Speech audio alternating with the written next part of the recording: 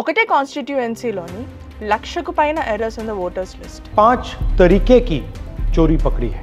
ఒక చిన్న రూమ్లోని 80 మంది పైన రిజిస్టర్ అయి ఉన్నారు. ఇది మ్యాన్షన్ కాదండి, 1 BHK కన్నా ఒక చిన్న ఫ్లాట్. 4000 పైన మందికి ఫొటోస్తో సంబంధం లేకుండా ఉన్నాయంట, వాళ్ళ ఫేస్కి ఫొటోస్కి. I'm not talking about Snapchat filters, no, I'm talking about the voters list of India. అసలు ఇండియన్ డెమోక్రసీ డిపెండ్ అయ్యేదే ఈ ఓటర్స్ లిస్ట్లో. Election commission of India is the cornerstone of democracy. ఇలాంటి ఎలక్షన్ కమిషన్ ఆఫ్ ఇండియా మన election process మొత్తాన్ని question చేస్తూ opposition leader Rahul Gandhi ఒక sensational speech ఇచ్చారు. इलेक्शन कमीशन कहता है 5:30 बजे बहुत भारी वोटिंग हुई. हमारे पोलिंग बूथ के वर्कर्स कहते हैं 5:30 बजे कोई भारी वोटिंग नहीं हुई थी, कोई लाइनें नहीं. రాహుల్ గాంధీ ఇచ్చిన ఓట్ చోరీ అనే కాన్సెప్ట్ మీద ఇండియా మొత్తం గత 2 వారాలుగా హెవీ డిబేట్స్ జరుగుతున్నాయి. ప్రతి గల్లీలోని ప్రతి ప్లాట్ఫామ్లోని ఇదే క్వశ్చన్, ఓట్ చోరీ ఏంటి? This is point blank by Vishnu IAS academy. నేను మీ విదీష. ఇక్కడ డిబేట్స్ పెట్టడానికి మేము రాలేదు, మీకు క్లియర్గా ఈ కాన్సెప్ట్ని ఎక్స్ప్లెయిన్ చేయడానికి వచ్చాం. ఇది ఎంత పెద్ద ఇష్యూనో తెలియడానికి we need to wait for some more time, because election commission of India ఈ క్లెయిమ్స్ని రెఫ్యూట్ చేస్తున్నారు. అలాగే రూలింగ్ పార్టీ ఆఫ్ ఇండియా ఈ క్లెయిమ్స్ తప్పు అని చెప్పి చాలా ఎవిడెన్సెస్ కూడా సబ్మిట్ చేస్తున్నారు. ఐ థింక్ 100% నిజం కాకపోయినా సరే కొన్నైనా ఫ్యాక్ట్స్ ఉన్నాయి. ఈ ఫ్యాక్ట్ ఏంటి, ఏది ఫ్యాక్ట్ కాదు, లేదా ఆపోజిషన్ పార్టీ రాహుల్ గాంధీ గురించి లేదా రూలింగ్ పార్టీ మోదీ గారి గురించి ఇక్కడ మనం మాట్లాడడానికి లేదు. I want to explain how important this entire process is. And ఇందులో 4000 కాదండి, 4 మెంబర్స్ రాంగ్ ఉన్నా సరే ఇండియన్ డెమోక్రసీ ఎలా కూలిపోతుందో ఎక్స్ప్లెయిన్ చేయడానికి నేను మీకు వచ్చాను. నా ఎలక్షన్స్ అనేవి మనకి అంత ఈజీగా రాలేదు. 200 years బ్రిటిష్తో ఫైట్ చేసిన తర్వాత సెల్ఫ్ రూల్ డెమోక్రసీ అనే కాన్సెప్ట్ మనకి వచ్చింది. ఇది విత్ బ్లడ్ అండ్ స్వెట్తో ఫైట్ చేసి మనం సంపాదించుకున్న మన హక్కు ఎవరూ ఇవ్వలేదు.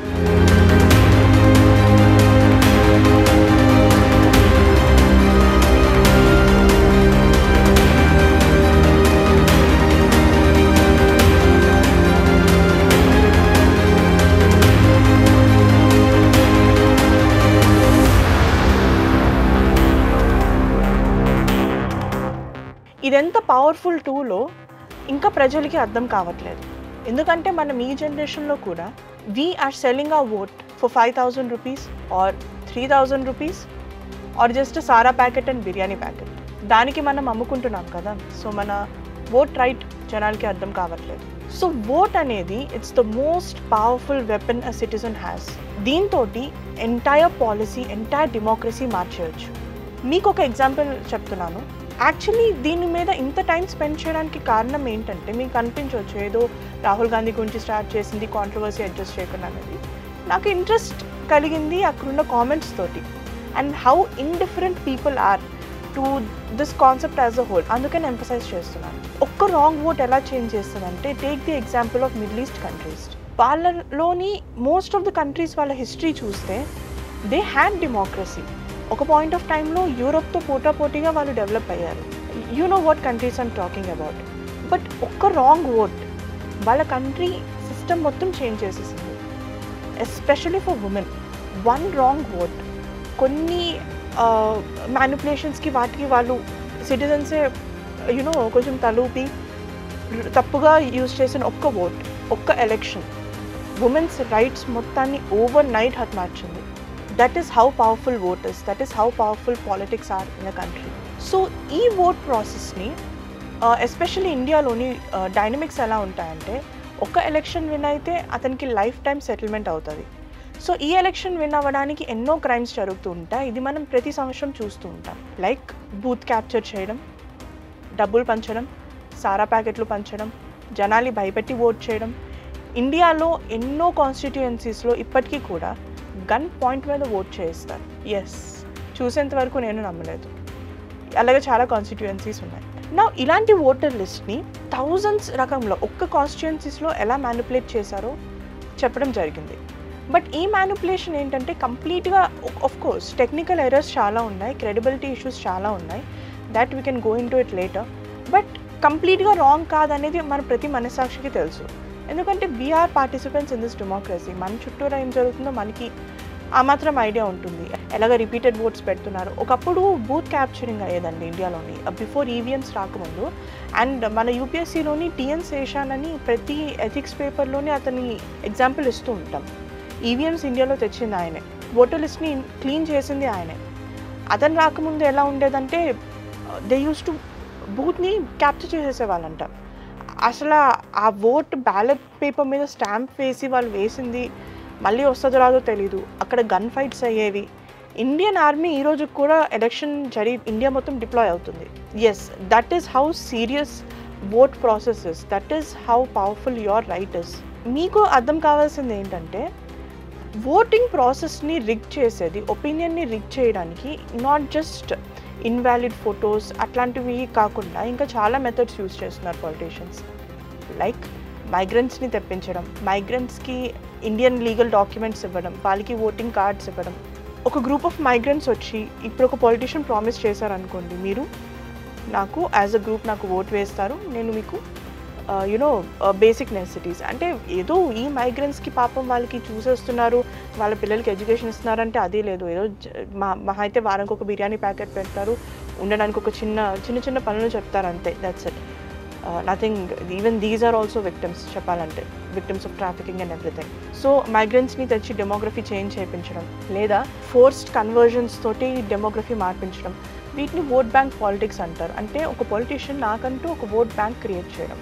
ఇప్పుడు ఓట్ బ్యాంక్ ఎలా క్రియేట్ చేయాలి అంటే గొడవలు పెట్టాలి, పోలరైజేషన్ చేయాలి, వీళ్ళు నా వాళ్ళు ఒక ప్రాబ్లం క్రియేట్ చేసి ఈ ప్రాబ్లం సాల్వ్ చేయాలంటే ఇదే లీడర్ ఉండాలని చెప్పుకోవాలి. సో ఇది ఎవరు చేయట్లేదు, ప్రతి కాన్స్టిట్యుయెన్సీస్ అయ్యేదే కదా, అందరూ పార్టిసిపేట్ చేసేదే కదా. We should talk about this too. లాస్ట్కి నేను ఏం చెప్పాలనుకుంటున్నానంటే ఒక ఇండియన్ పీపుల్ని సేవ్ చేయడానికి self rule, democracy exercised under universal adult franchise ఇదొక్కటే ఇండియాకి సరైన దారిలో తీసుకెళ్తుంది అని నమ్మి మన ఫ్రీడమ్ ఫైటర్స్ డెమోక్రసీ కోసం ఫైట్ చేశారు. కానీ దీన్ని మనం ఈ ప్రాసెస్ని మనం ఎలా రిగ్ చేస్తున్నామో మీ అందరికీ పార్టీకి అర్థమై ఉంటుంది.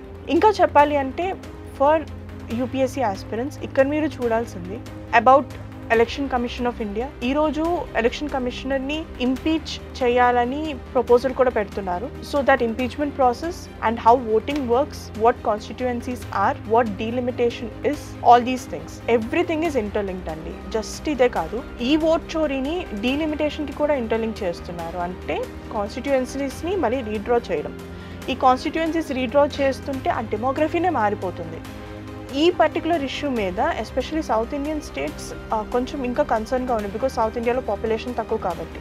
సో యా, ఓట్లోని the numbers play a very important role. ఎందుకంటే మనం ఫాలో అవుతుంది first past the post system అనమాట. అంటే ఇప్పుడు కాన్స్టిట్యుయెన్సీలో 1 crore పీపుల్ ఉంటే 50 lakhs ఒక పర్సన్కి వెళ్ళి 50 lakh and 1 vote ఇంకొక పర్సన్కి వెళ్తే the second person will win. True, this is the first past the post system. But it doesn't mean that the 50 lakh people are against this one person. So all these things can be controlled if we control the demography and if we control the voters list anamata. Ippudu meeku ardham avutundi this list ni control cheste enta power cheytiki vastundo anedi. Oka 4000 members photos marchadam లేదా ఒక 40,000 మెంబర్స్కి invalid addresses ఇవ్వడం ఇది చిన్న operation కాదు. వాళ్ళకి నాకు తెలిసి ఒక 1000 or 2000 కూడా ఇచ్చి ఉండరు. Because these are the poorest of the poor people of India. వీళ్ళకేదో ఒక సారా ప్యాకెట్ ఇచ్చేసి ఈ డీటెయిల్స్ తీసుకుంటారు. Just imagine the kind of power shift that is happening. And ఇలాగా ఇవి యూజ్ చేసుకొని ఒక్క ఎలక్షన్ విన్ అయితే యాజ్ ఎ సెట్ తరతరాలు సెటిల్ అయిపోతాయి. ఇంకా వాళ్ళ కరప్షన్ సైకిల్ అనేది ఆగేది లేదు. సో ఈ అలిగేషన్స్ని again as I said in the beginning we're yet to see how far these allegations hold true. But if they hold true, it is like we slap 200 years of our independence struggle. We slap them on the face. మీరెందుకు మా కోసం 200 years fight చేశారు అని one way వాళ్ళని ఎగతాలు చేసినట్టు ఉంటుంది. So think again, voter list vote చోరీ అనేది జస్ట్ ఒఫిషియల్లీనే మాత్రమే కాదు, ఇట్స్ హ్యాపెనింగ్ ఎవ్రీ డే. నేను ఎక్స్ప్లెయిన్ చేసినట్టు. Be a responsible voter, be a responsible citizen. Thank you.